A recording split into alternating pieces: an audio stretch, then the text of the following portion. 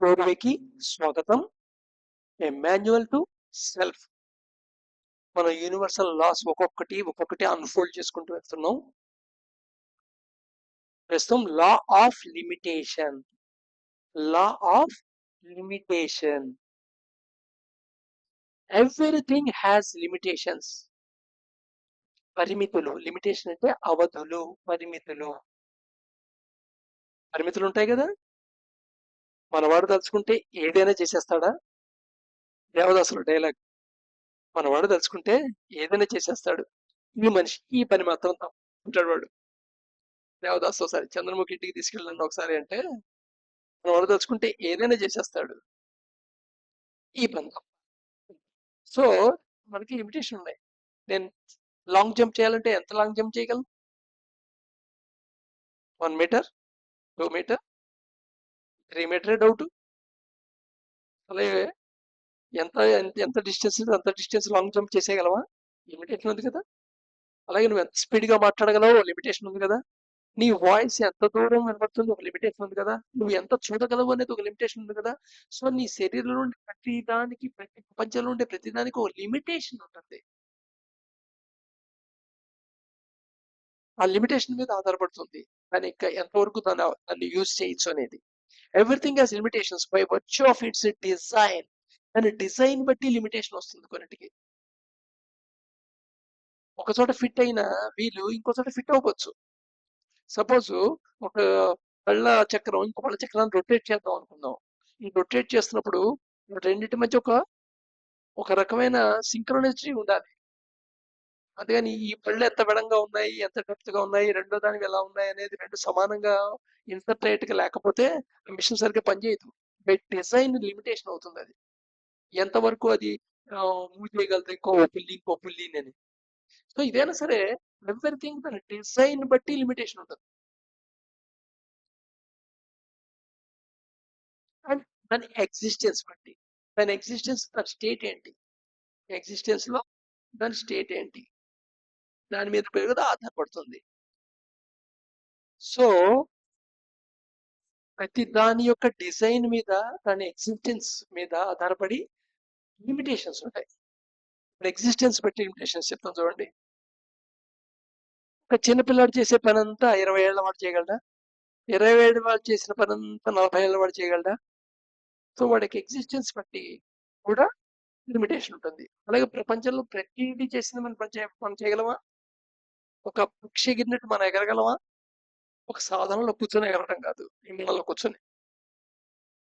So by existence, by design limitations ఉంటాయి. ముందు ఆ లిమిటేషన్ కూడా యాక్సెప్ట్ చేయాలి. సరే ఆ లిమిటేషన్స్ పెంచుకుంటూ పోవడానికి నువ్వు రకరకాల వస్తువులు డివైస్ చేయొచ్చు. ఇది చిన్నది నువ్వు చూడలేవు, మైక్రోస్కోప్ అనుకున్నావు, చిన్నదానికి చూడగలుగుతున్నావు. సో ఈ లా ఆఫ్ లిమిటేషన్ నువ్వు క్రాస్ చేయడానికి ప్రయత్నం చేసావు. స్టిల్ డిజైన్ మీద ఆధారపడి ఆ ఇన్స్ట్రుమెంట్ కూడా కొంత లిమిటేషన్ ఉంటుంది. అంతకంటే చిన్న చూడలేదు అది.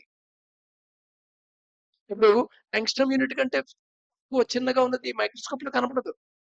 దానికి ఇంకో మైక్రోస్కోప్ కావాలి, ఎలక్ట్రాన్ మైక్రోస్కోప్ కావాలి. అలా దానికి లిమిటేషన్ ఉంటుంది.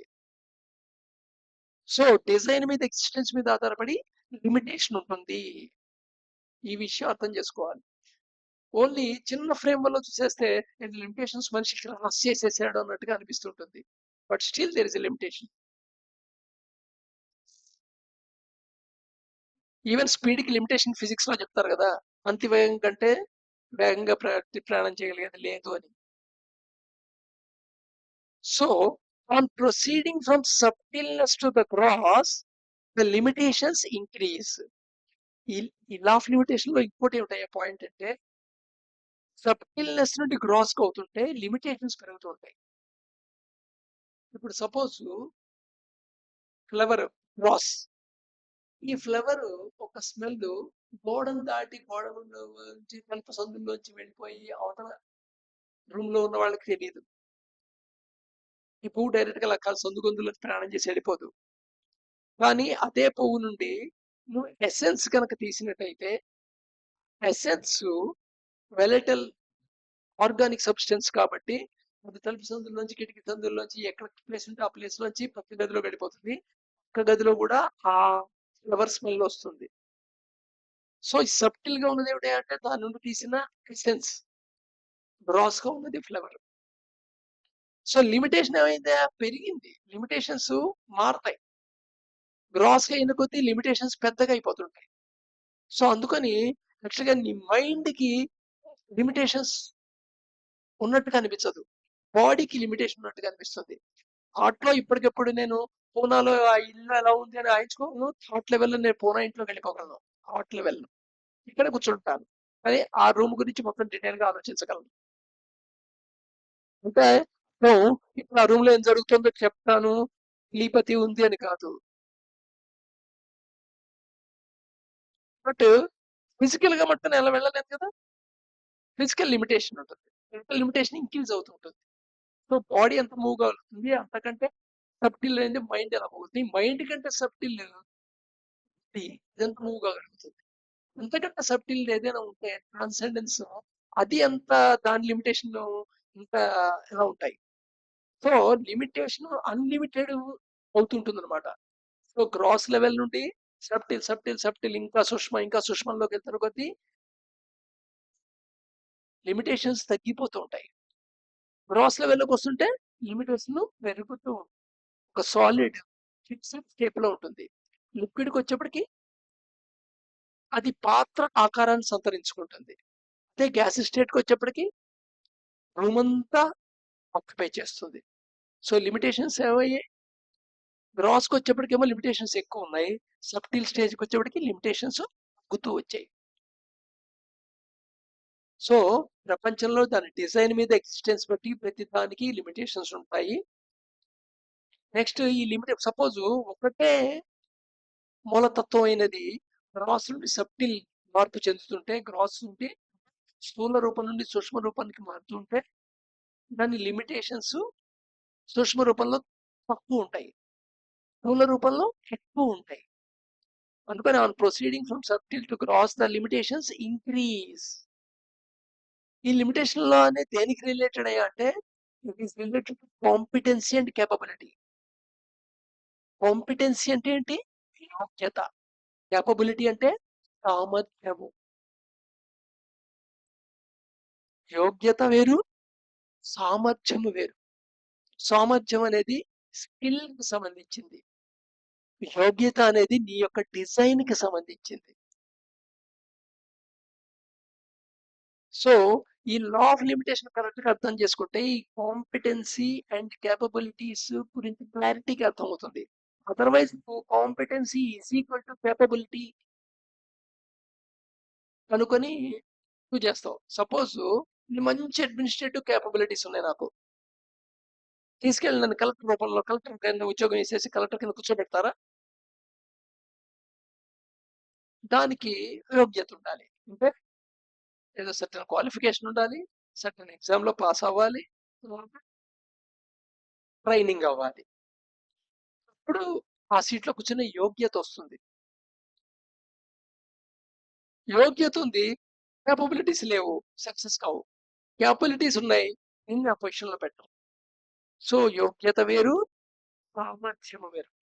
కేపబిలిటీస్ అంటే సామర్థ్యం, కాంపిటెన్సీ వేరు.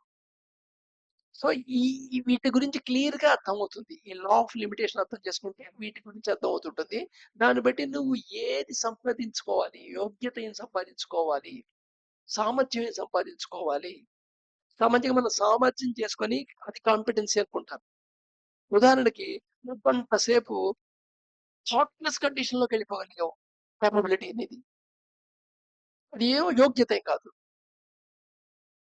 అది యోగ్యత అనుకొని నీకు దేవుడు కనబడాలని కోరుకోవటం, పూర్తి ఏమిటో తెలుసుకోవాలని కోరుకోవటం, లేదా అష్టసిద్ధులు వచ్చేయాలని కోరుకోవటం హాస్యాస్పదం. మీకు యోగ్యత ఉంటేనే వస్తుంది అది. నీ యోగ్యతని ప్రకృతి డిసైడ్ చేస్తుంది. నీకు యోగ్యత వచ్చినప్పుడు ఇస్తాయి. కానీ మనం ఈ రెండింటిని కన్ఫ్యూజన్ అవుతాం అనమాట. కాంపిటెన్సీకి కేపబిలిటీని ఈక్వల్ గా చూస్తుంటాం. బట్ రెండింటికి ఉన్న తేడాని గమనించాలి. ఈ తేడా ఎక్కడంటే లిమిటేషన్ లో తెలుస్తుంది, లా ఆఫ్ లిమిటేషన్ లో అర్థమవుతుంది. So everything has limitations by virtue of it's design and existence. దాని యొక్క నిర్మాణం బట్టి, దాని యొక్క స్థితి బట్టి లిమిటేషన్ ఉంటుంది ప్రతి దానికి. గుండె పని చేయగలదా? It is designed. 20 ఏళ్ల వాడి గుండె ఎలాగా వర్క్ చేస్తుంది ఎఫిషియెంట్ గా, 75 ఏళ్ల వాడ గుండె కూడా అంతే ఎఫిషియన్సీ తో పనిచేస్తుందా?